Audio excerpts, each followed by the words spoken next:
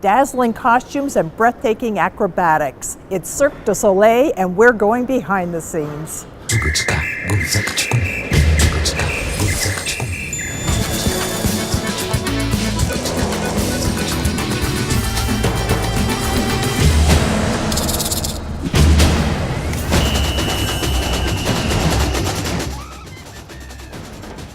Getting everything here, all this equipment, it must be a logistical, let's say, challenge.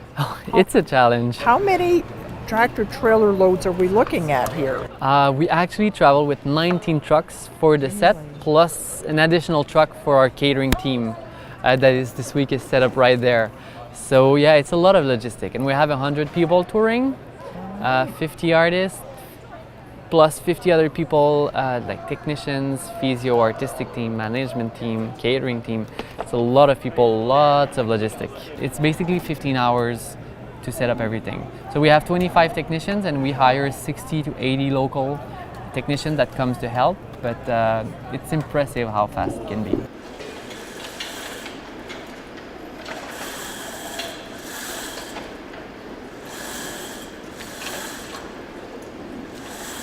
Tell us the story of Oval. It's actually a very funny storyline. It's the story of a bugs colony living peacefully all together. And one day there's this funky blue fly, the stranger, that arrives, and we like to call him the stranger from New York that is different from everyone. And he sees the ladybug and he falls in love with her, the ladybug of the colony, and he has to show the rest of the colony that he deserves the love of the ladybug. So that's kind of a romantic comedy.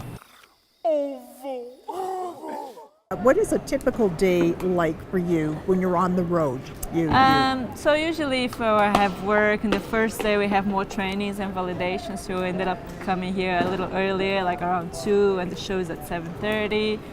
But if you're like in a Friday, there's only one show, you ended up coming at 4 or 5, and there's only one show, so you don't have to do many trainings or validations and be like more familiar with the venue. So you train every day? Yes. And as well as doing one or two shows. Yes. So sure keeps you in shape. Yes, we train. We have a strength conditioning program, so we do everything before or after the show, depending on your, what's best for you. And how did you end up here? I was from Circus always, so for me it was just changing companies that I work with. So yeah, I just sent my demo online and then they picked me up, and that was it. And you were already a contortionist? Yes, I was always a contortionist. And how did you learn to do that? My dad taught me because he was also from circus, so I come from a circus family background, so I always grew up in this environment, and then I always wanted to learn contortion and hand balancing. So he taught me when he had a free time, and that's how I developed all the skills. And this was where? Well, this was in Brazil. In Brazil, yes. In Brazil. Yeah. And they say run away and join the circus, but you were always part of the circus. circus. Yeah, I was always part of the circus. The only things that now I don't work with my family anymore. I work by myself. Before I used to have my family, my mom and my dad with me all the time, but now it's just more independent. Right.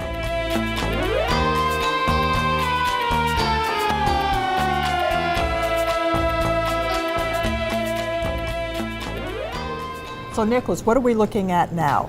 Right now we're in the wardrobe area of OVO in Kingston. We have a new wardrobe area every week. All right. So this week we're in the hallway. We have to adapt to a new environment every week. That's quite a challenge. I bet. With all the headpieces and the shoes and all the costumes we use in the show, 1,000 of them. And what can go wrong? What can go wrong with costumes? Yes. You'll see tonight, they move so much on stage, they crawl everywhere, they jump, so their costume, they work as much as them in the show. And there's always a lot of repairing. They have to work on knee pads, a lot of knee pads, because they're always crawling, as I said, on stage. They check the costumes every day and they do kind of prevention, make sure that everything's good, and then when they see something could go wrong, they take the costume out, work on it, and then go back on stage after. And What is the major difference between, for you folks, between being in a big top and being in an arena? What are the adjustments that need to be made? Yeah. In terms of lifestyle, it's completely different because in arena we change city every week, and in big top they stay in a city for 2-3 months.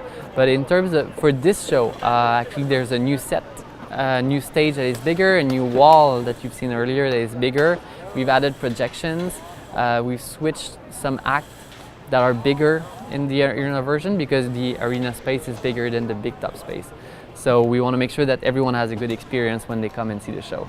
And I'm sure they will. I hope they are, but I'm sure they will as well, yeah. I'll never look at insects the same way again. For K-Town Source, I'm Donna Chambers.